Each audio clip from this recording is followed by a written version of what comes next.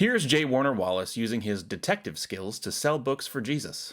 In other words, it's like my cold cases. That gives me a point of context, a point of reference to begin an investigation. But for me, just my gut instinct as an investigator, and that's the beautiful thing about Christianity, is it's something you can actually investigate. I'm grateful for that because as an investigator, that's exactly how I came to faith. Did he mention that he was an investigator? Because as an investigator, that's exactly how I came to faith. Personally, I find it a little bit embarrassing when the Christian market tries to lean on these kinds of gimmicks.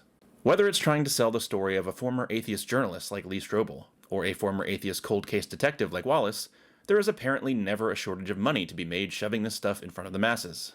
And to be clear, I have no problem with the sharing of deconversion or even conversion stories. I actually happen to think that being on the other side and changing your mind can give you a unique perspective, and your occupation might even contribute to that. My issue is with how this is being done. For example, if you start looking into Strobel's work, you will clearly see some fishy things going on that are meant to sensationalize the story. Why?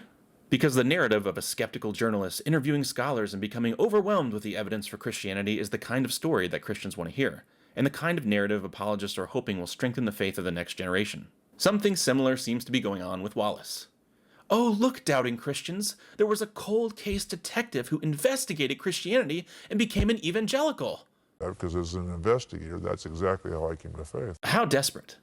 Given the fact that most philosophers, biblical scholars, and historians think that many of the claims made by evangelicals are just downright stupid, it just seems like they're running out of options at this point. Grasping at straws to platform anyone who might be able to give people a false sense of authority, even though the individuals in question have no training in any of the relevant areas. And how many examples might there be of detectives who started out as Christians but then lost their faith along the way? Wouldn't it be interesting to hear those stories, Christians? Maybe the people who were already raised this way will be into this. But do they really expect the majority of the next generation to be impressed with these sorts of gimmicks? Probably not when they look at the actual arguments, huh?